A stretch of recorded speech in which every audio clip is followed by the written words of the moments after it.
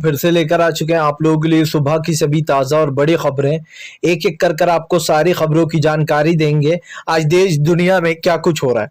दरअसल दोस्तों सबसे पहली जो बिग ब्रेकिंग जानकारी गाजीपुर बॉर्डर पर पहुंचा दोस्तों हजारों लाखों किसानों का जत्था। दरअसल आपको बता दोस्तों 15 अगस्त के दिन तिरंगा यात्रा निकाली जाएगी जिसको लेकर दोस्तों अब गांव से किसान जुटना शुरू होगा। जी हाँ, हजारों की तादाद में गाजीपुर बॉर्डर पर किसान पहुंचे, इसके बारे में आपको विस्तार से बताएंगे। वहीं पर दोस्तों अगली बिग ब्रेकिंग में हम आपको बताएंगे चंद्रशेखर रावण का मोदी सरकार पर बड़ा हमला। बोले फिलहाल हमारे देश में छोटी छोटी बच्चियों के साथ गैंग रेप किए जा रहा है। जी हाँ, लेकिन फिलहाल सरकार चुप बैठी है। ये एक और हैवानियत का नमूना सामने आया, इसके बारे में भी आपको विस्तार से बताएंगे। वहीं पर दोस्तों अगली बिग ब्रेकिंग में हम आपको बताएंगे। जी हाँ, दरअसल आपको बता दो तो राहुल गांधी का केंद्र सरकार पर बड़ा हमला। बोले फिलहाल राज्यसभा का, जी हाँ, ये सांसद का अपमान तो प्रधानमंत्री नरेंद्र मोदी कर रहे हैं जो कि कार्रवाई को आगे ही नहीं बढ़ने दे रहा है। हमने तो साफ कहा है कि फिलहाल मुद्दों पर बात कर रहेंगे वरना संसद नहीं चलने दिया जाएगा। इसके बारे में भी आपको विस्तार से बताएंगे। वहीं पर दोस्तों अगली बिग ब्रेकिंग में हम आपको बताएंगे। जी हाँ दोस्तों, दूसरे दिन भी रंजन गोगोई को विपक्ष ने जमकर खेला। जी हाँ, आपको बता दें रंजन गोगोई अपना इस्तीफा दो इस तरीके के नारे लगे और जो यहां पर आपको बता राफेल घोटाले को लेकर रंजन गोगोई को लोगों ने घेर लिया। इसके बारे में भी आपको विस्तार से बताएंगे। वहीं पर दोस्तों अगली बिग ब्रेकिंग में हम आपको बताएंगे गोदी मीडिया की शर्मनाक हरकत। दोस्तों मोदी की दोस्तों आपको बता दें मोदी की कहीं ना कहीं इज्जत बचाने के लिए रेप पीड़िता का वीडियो तक जारी नहीं किया जा रहा, ना ही किसी न्यूज चैनल पर ये न्यूज चलाई जा रही है। 9 साल की दलित बच्ची के साथ जो किया गया है दोस्तों उस हैवानियत को भी मोदी के लिए दबाया जा रहा है। अब आप सोचिए कि ये गोदी मीडिया कितनी ज्यादा नालायक है कि मोदी सरकार के लिए छोटी सी बच्ची की न्यूज तक नहीं चलाई जा रही ताकि उत्तर प्रदेश पर कोई असर न पड़ जाए। इसके बारे में भी बताएंगे। वहीं पर दोस्तों अरविंद केजरीवाल का मोदी सरकार पर बड़ा हमला। बोले फिलहाल दिल्ली की कानून व्यवस्था पूरी तरीके से बिगड़ी हुई है। जी हाँ, केंद्र सरकार से मेरी अपील है कि फिलहाल इस पर ध्यान दिया जाए। जी हाँ, वहीं अरविंद केजरीवाल ने पीड़िता के परिवार से मिलकर 10 लाख रुपए मुआवजा देने की बात की है और यह भी कहा है कि फिलहाल बच्ची को इंसाफ दिलाया जाएगा। इसके बारे में भी आपको विस्तार से बताएंगे। वहीं पर दोस्तों आपस में ही भिड़ गए कांग्रेस और आपको बता दें अकाली दल। दरअसल दोस्तों जब कृषि कानून पास हो रहे थे तो अकाली दल ने कोई भी सवाल नहीं उठाया था। जी हाँ, बल्कि हरसिमरत कौर और सभी लोग बीजेपी में शामिल थे, लेकिन जैसे ही इन्हें पता चला कि किसान इन बिलों का विरोध कर रहा है दोस्तों तब इन लोगों ने कहीं जाकर पार्टी छोड़ी थी, जिसको लेकर आपको बता दें रोहित सिंह बिट्टू ने हरसिमरत कौर को घेर लिया और कहा फिलहाल अब नाटक कर रही है। जी हाँ, अब नाटक चल रहा है इन अकाली दल वालों का, वहीं पर सामने ही लड़ पड़े। इसके बारे में भी आपको विस्तार से बताएंगे। वहीं पर दोस्तों अगली बिग ब्रेकिंग में हम आपको बताएंगे पूरी गोदी मीडिया ने दोस्तों अपने अपने न्यूज चैनल पर चलाई झूठी न्यूज। जी हाँ, जिसके बाद मुरादाबाद पुलिस ने इनका सारा भांडा फोड़ दिया। दरअसल दोस्तों उत्तर प्रदेश के चुनाव आ रहे हैं, ऐसे में यह छापा गया कि एक समुदाय के कारण जो 81 घर हैं वो हिंदू परिवार के, वो एक समुदाय के कारण इन घरों को बेचना चाहते हैं ना चाहते हुए भी। सोचिए दोस्तों, वो एक विशेष समुदाय कौन है? मुस्लिम। और ये किस लिए किया जा रहा था? बीजेपी की आईटी सेल द्वारा, क्योंकि आने वाले समय में मोदी सरकार को जीत मिले और लोगों के दिल में फिर से ये आ जाए कि हिंदू मुसलमानों पर जो है यहाँ पर अत्याचार करते हैं। इसके बारे में भी आपको विस्तार से बताएंगे। तो सारी खबरें एक एक कर देंगे। फिलहाल खैर चलिए बढ़ते हैं सबसे पहली और सबसे बड़ी खबर की ओर। दरअसल दोस्तों आपको बता दें गाजीपुर बॉर्डर पर पहुंचे हजारों किसान। जी दोस्तों रेल लगा दी है। आपको बता दोस्तों 15 अगस्त को तिरंगा यात्रा निकाली जाएगी, उससे पहले जो यहाँ पर गाजीपुर बॉर्डर पर हजारों किसानों का जत्था आ गया। आपको बता दें ये किसान फिर से एक बार जुटने शुरू हो गए। दरअसल दोस्तों 15 अगस्त को राकेश टिकैत ने कहा कि वो तिरंगा यात्रा निकालने वाले, और जिस तरीके से बीजेपी लगातार किसानों को घेर रही है और किसानों को बदनाम करने की कोशिश कर रही है, इसके खिलाफ भी यात्रा निकाली जाएगी। राकेश टिकैत का कहना है कि फिलहाल तिरंगा यात्रा हमारे देश का सम्मान है और इसीलिए तिरंगे का सम्मान किया जाएगा। उस दिन हम लोग उन भाजपाइयों को नहीं दौड़ाएंगे जिनके हाथ में झंडा होगा। इधर दूसरी तरफ राकेश टिकैत ने दोस्तों हजारों जब किसान गाजीपुर बॉर्डर पर पहुंच रहे हैं, इसको लेकर भी राकेश टिकैत ने कहा कि फिलहाल किसान एकजुट है। हम यहां पर इसीलिए ज्यादा किसान को नहीं जुटा रहे क्योंकि किसान खेतों में लगा था, लेकिन जैसे ही कोई इवेंट होता है दोस्तों तो लाखों किसान पहुंच जाते हैं। और यही इस किसान आंदोलन की सबसे बड़ी खूबसूरती है दोस्तों कि यहां पर एकता दिखाई दे रही है। सबसे बड़ी बात यह है कि राकेश टिकैत ने साफ कर दिया है कि फिलहाल यह आंदोलन इसी तरीके से चलेगा और आंदोलन को आगे भी लेकर इसी तरीके जाया जाएगा। चलिए बढ़ते हैं एक और अगली बड़ी खबर की ओर। बता दोस्तों अगली जो बड़ी खबर निकल कर आ रही, 9 साल की बच्ची के रेप के बाद भड़के चंद्रशेखर रावण ने साधा मोदी पर अपना निशाना। दरअसल दोस्तों आपको बता चंद्रशेखर रावण का कहना है कि अभी हाथरस वाला मामला सुलझा भी नहीं था कि मोदी के राज में एक और दलित बच्ची के साथ, वो भी दोस्तों 9 साल की के साथ रेप हो गया, जिसको लेकर चंद्रशेखर रावण ने मोदी सरकार को घेर लिया। चंद्रशेखर रावण का कहना है कि हमारी कानून व्यवस्था ऐसी है जो कि दिन दहाड़े जैसे योगी के राज में लोग दुकानें लूटकर चले जाते। जी चंद्रशेखर रावण ने यूपी का दोस्तों उदाहरण देते हुए कहा कि योगी सरकार की तरह ही पूरी केंद्र सरकार काम कर रही है। जैसे उत्तर प्रदेश में कानून व्यवस्था जीरो है, वैसे ही दिल्ली में भी कानून व्यवस्था केंद्र सरकार के राज्य में जीरो है। अब आप सोचिए दोस्तों, हमारे देश में लगातार रेप की घटनाएं बढ़ रही हैं और वो भी बच्चों के साथ दोस्तों इस तरीके के दुष्कर्म किए जा रहा है।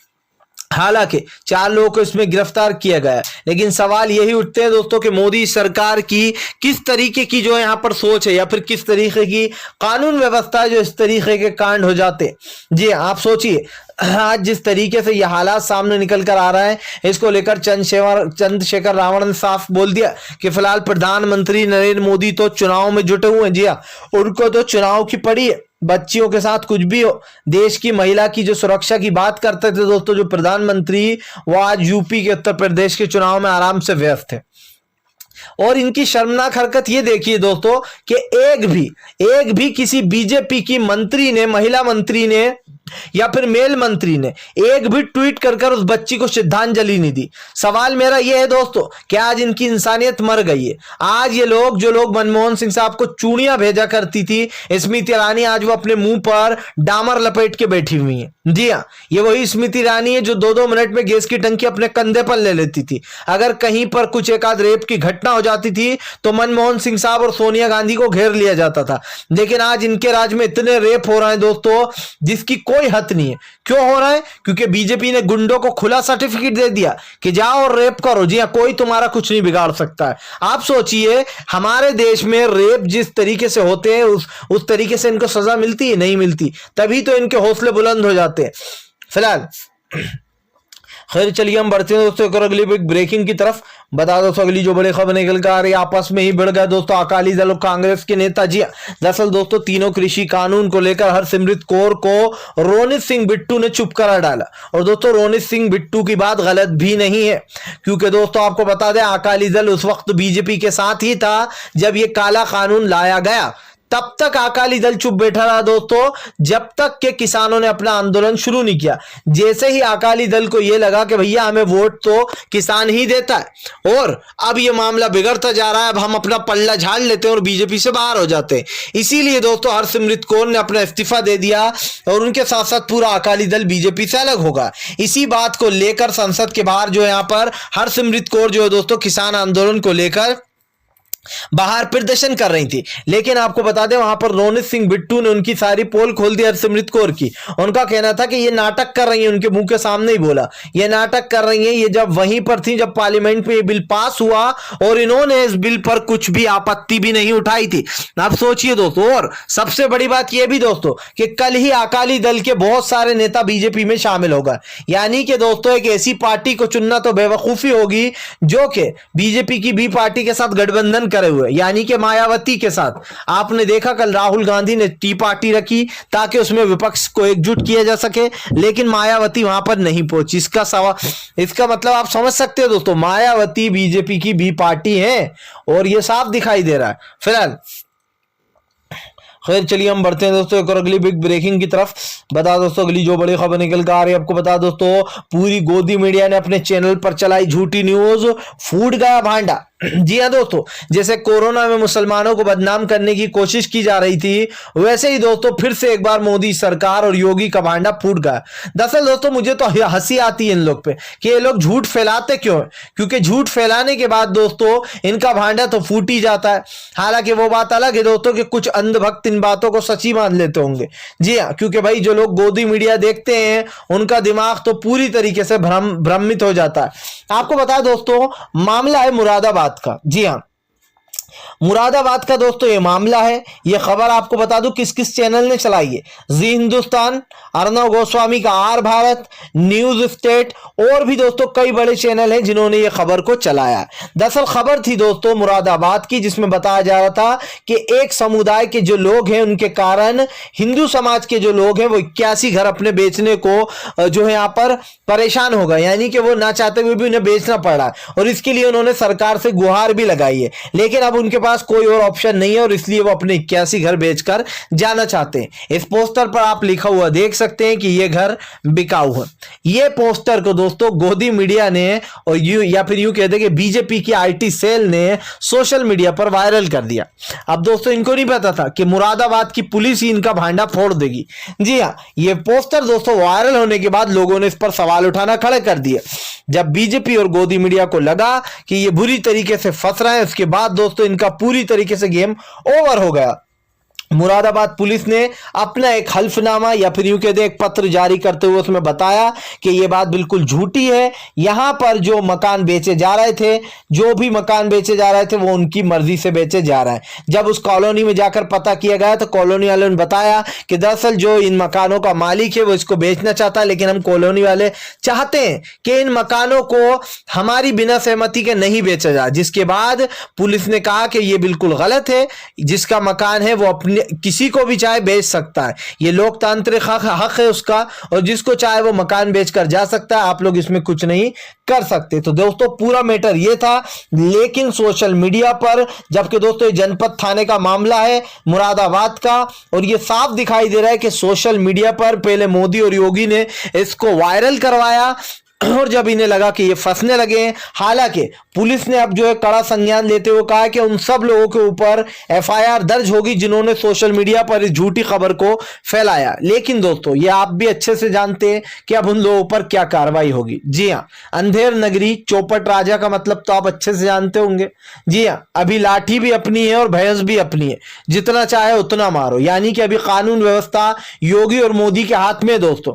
तो आप समझ सकते हैं इससे पहले भी इससे बड़े बड़े कांड हुए, उसमें ही जब सजा नहीं मिली तो इसमें क्या मिलेगी। फिलहाल खैर चलिए हम बढ़ते हैं दोस्तों एक और अगली बिग ब्रेकिंग की तरफ। बता दोस्तों अगली जो बड़ी खबर निकल कर आ रही है, आपको बता दें राहुल गांधी का केंद्र सरकार पर बड़ा हमला। बोले फिलहाल आखिर प्रधानमंत्री नरेंद्र मोदी मुझे ये बता दे कि हम जो है यहाँ पर संसद का अपमान कर रहे हैं या फिर प्रधानमंत्री नरेंद्र मोदी, मुद्दों पर बात क्यों नहीं कर रहे प्रधानमंत्री नरेंद्र मोदी। दरअसल दोस्तों आपको बता दें प्रधानमंत्री नरेंद्र मोदी अब चारों तरफ से गिर गए। ये वही प्रधानमंत्री है दोस्तों, जब सत्ता में नहीं थे तो जगह जगह आंदोलन किया करते थे, कभी दिल्ली में धरने पर बैठ जाया करते थे तो कभी उत्तर प्रदेश में जाकर धरने पर बैठ जाया करते थे। लेकिन अफसोस ये है दोस्तों, मुझे आज इस बात का अफसोस होता है कि जो बीजेपी विपक्ष के साथ कर रही है, उन्हें लाठियां पड़वा रही है, उन्हें जेलों में बंद करवा रही है, वही काम काश विपक्ष ने भी इनके साथ किया होता, तब इनको समझ में आता कि फिलहाल लोगों के ऊपर जुल्म करना कितना आसान है। क्योंकि दोस्तों जब तो कांग्रेस की सरकार थी देश में, कांग्रेस के प्रधानमंत्री थे मनमोहन सिंह साहब, उन्होंने कभी भी लोगों को आंदोलन करने से नहीं रोका। बीजेपी वालों ने जमकर आंदोलन किए, खुद नरेंद्र मोदी ने जो है यहाँ पर मनमोहन सिंह साहब के लिए आंदोलन किया, जगह जगह प्रधानमंत्री नरेंद्र मोदी धरनों पर बैठे। इन बात को झुटलाया नहीं जा सकता कि नरेंद्र मोदी यहां तक दोस्तों जो है आंदोलन करते करते ही पहुंचे। लेकिन सोचिए, जो प्रधानमंत्री ये कह दे कि ये तो किसान ही नहीं है, ये तो आंदोलन जीवी है, उस प्रधानमंत्री से बड़ा झूठा और क्या होगा। जो प्रधानमंत्री ये कह दे कि भैया ऑक्सीजन से एक भी इंसान की मौत नहीं हुई है, और वो भी भरे सांसद में पूरी दुनिया के सामने, जबकि दुनिया ने मंजर देखा था कि किस तरीके से लोगों की मौतें हुई थी बिना ऑक्सीजन के।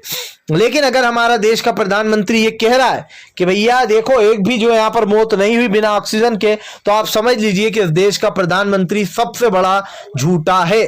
जी हाँ, और इसीलिए राहुल गांधी ने प्रधानमंत्री से सवाल पूछा है कि क्या संसद की कार्रवाई में कभी आपने विभिन्न नहीं डाला, क्या आपने कभी रोका नहीं। जी हां दोस्तों, जब बीजेपी सत्ता में नहीं थी तो इन लोगों ने कई बार संसद को आगे बढ़ने ही नहीं दिया, राज्यसभा लोकसभा की कार्रवाई आगे बढ़ने ही नहीं दी। अब आज जब यही काम विपक्ष कर रहा है और भाजपा सत्ता में, तो यह गलत हो गया। मोदी सरकार ने कहा कि यह संसद का अपमान है। मैं प्रधानमंत्री नरेंद्र मोदी से पूछना चाहता हूं कि जब वो सत्ता में नहीं थे और जब उनकी पार्टी ने कई बार संसद को चलने ही नहीं दिया, तो क्या वो उसके लिए भी पूरी दुनिया से देश से माफी मांगेंगे? नहीं मांगेंगे, क्योंकि भैया जब प्रधानमंत्री सत्ता में होते हैं तो सही और गलत का पाठ पढ़ाने लगते हैं। जब बीजेपी सत्ता से बाहर थी तो ये अपना लोगों को ज्ञान बांट रही थी। इनकी नजर में 60 रुपए लीटर पेट्रोल महंगा था। जी हाँ, दूध 30 रुपए लीटर महंगा था, आज दूध के भाव 50 से ऊपर चले गए। आज पेट्रोल के दाम 115 हो गए, डीजल के दाम 104 हो गए, आज गैस की टंकी 834 रुपए हो गई है। लेकिन अब भी हमारे देश का प्रधानमंत्री कहेगा कि हमारे राज्य में सब कुछ चंगासी। जी हाँ दोस्तों, यही नंगी बात है जो बीजेपी चंगासी कर रही है फिलहाल। खैर चलिए हम बढ़ते हैं दोस्तों एक और अगली बिग ब्रेकिंग की तरफ। बता दोस्तों अगली जो बड़ी खबर निकल कर आ रही है आपको बता दे, फिलहाल तेजस्वी यादव का मोदी सरकार पर बड़ा हमला। बोले फिलहाल प्रधानमंत्री पहले देश को संभाल ले, जी बाद में जो है यहाँ पर यूपी को संभालने की बात करें। देश संभल नहीं रहा है प्रधानमंत्री से, राज्यसभा को क्या संभाला जाएगा, सांसद को। दरअसल दोस्तों आपको बता दें, संसद संभालने की बात करते हैं प्रधानमंत्री, उनसे देश नहीं संभलता। तेजस्वी यादव का बड़ा हमला। तेजस्वी यादव का कहना है कि आज देश में महंगाई चरम सीमा पर पहुंच गई है, लेकिन हमारे देश के महान प्रधानमंत्री को इस पर बात नहीं करना। हमारे देश के प्रधानमंत्री को कृषि कानून सही लगते हैं, एनआरसी सीएए सही लगता है। अगर विपक्ष इस पर हंगामा करता है तो विपक्ष राजद्रोह लगा दो उस पर, या फिर इसको देशद्रोही कह दो। जैसे ही वो बीजेपी में शामिल हो जाए उसके सारे पाप धो डालो, उसको जो है यहां पर बिल्कुल एकदम क्लीन बना दो। ये कह दो कि भैया अब ये तो देशभक्त बन गया क्योंकि बीजेपी में आ गया। सोचिए दोस्तों, मैं कई ऐसे उदाहरण दे सकता हूं आपको जिसके खिलाफ बीजेपी थी और आज वही लोग इनकी पार्टी में। सिंधिया के खिलाफ दोस्तों बीजेपी गालियां दे देकर क्या कहा करती थी कि सिंधिया एक देशद्रोही है। जी हां, आज जब ज्योतिराज सिंधिया बीजेपी में शामिल हो गए तो वो देशद्रोही नहीं बल्कि देश प्रेमी हो गए। मोदी सरकार उन्हें गले लगाती है। याद कीजिए दोस्तों, पश्चिम बंगाल के शुभेंदु अधिकारी के ऊपर, इनके ऊपर राजद्रोह लगाने की बात चल रही थी। ये वही शुभेंदु अधिकारी जिनको नारदा केस में पकड़ा गया था, और ये बीजेपी कह रही थी कि फिलहाल इसने पैसे खाए हैं और करप्शन इनकी रगों में भरा हुआ। जी हाँ, शुभेंदु अधिकारी को भी उन्हीं नामों से पुकारा जाता था और सोते बैठते उठते बैठते बीजेपी इनको गालियां दिया करती थी। लेकिन आज जब ये बीजेपी में शामिल हो गए तो इनके भी सारे पाप धुल गए हैं। यानी कि जो जो बीजेपी में जाता है दोस्तों उनके पाप धुल जाते हैं। बस दोस्तों मुझे अब इसी बात का डर है, किसी दिन ये लोग जो है यहाँ पर गोडसे को भी इंसाफ दिला डालेंगे, बोलेंगे गोडसे ने बिल्कुल सही गोली चलाई थी गांधी जी के ऊपर। क्योंकि इन लोग की जिस तरीके की मंशा दिखती है और जिस तरीके की सोच है आरएसएस और बीजेपी की दोस्तों, इससे साफ दिखाई देता है कि ये अंधभक्त उधर भी बिल्कुल मतलब इंसाफ दिलाने की सोचेंगे फिलहाल। खैर चलिए हम बढ़ते हैं दोस्तों एक अगली बिग ब्रेकिंग की तरफ।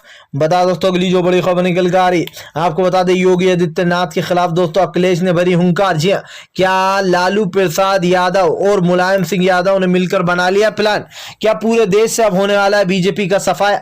आपको बता दोस्तों, इन दिनों उत्तर प्रदेश के चुनाव के बाद लोगों की नजर लोकसभा चुनाव पर है। जी हाँ, विधानसभा चुनाव के बाद, क्योंकि दोस्तों अगला जो नंबर है 2024 में वो लोकसभा चुनाव का ही है। देखिए 2022 के बाद आप ये मत मानिए कि अब 2 साल बचे, ये मानकर चलिए कि बस अब इनके पास बीजेपी के बाद 2023 ही है, क्योंकि 2024 में पहले से ही लोग अपनी तैयारियां शुरू कर देंगे। लेकिन दोस्तों बीजेपी का सबसे बड़ा डर इस वक्त क्या है? इस वक्त बीजेपी का डर है दोस्तों विपक्ष की एकता। जिस तरीके से सारी पार्टियों ने एकता बना ली है मोदी के खिलाफ, कहीं ना कहीं दोस्तों इससे साफ दिखाई देता है कि प्रधानमंत्री नरेंद्र मोदी को डर लग रहा। देखिए सीएम के चुनाव तो किसी तरीके से उठापटक कर घपलेबाजियां कर बीजेपी फिर भी कर लेती है, लेकिन जब दोस्तों चुनाव होते लोकसभा के तब बीजेपी के हाथ पैर बन जाते, क्योंकि बीजेपी समझ नहीं पाती कि वो क्या करे। क्योंकि यहां पर दोस्तों जो सारी नजरें होती हैं वो लोकसभा चुनाव पर ही होती है लोगों की, और ये साफ बताया जा रहा है कि फिलहाल प्रधानमंत्री नरेंद्र मोदी की मुश्किलें बढ़ा दी हैं विपक्ष की एकजुट ने। जब से ममता और राहुल की मुलाकात हुई है तब से मोदी जी को क्या पता नींद आ रही है या फिर नहीं आ रही है। फिलहाल वीडियो पसंद आए तो लाइक करें, और अगर आप हमारे चैनल पर पहली बार आए तो सब्सक्राइब करने के साथ साथ पास में एक घंटी आएगी, इसको भी दबाइए ताकि हर वीडियो की अपडेट आपको मिल पाए। और अगर आप किसानों का समर्थन करते हैं तो जय जवान जय किसान लिखना ना भूलें।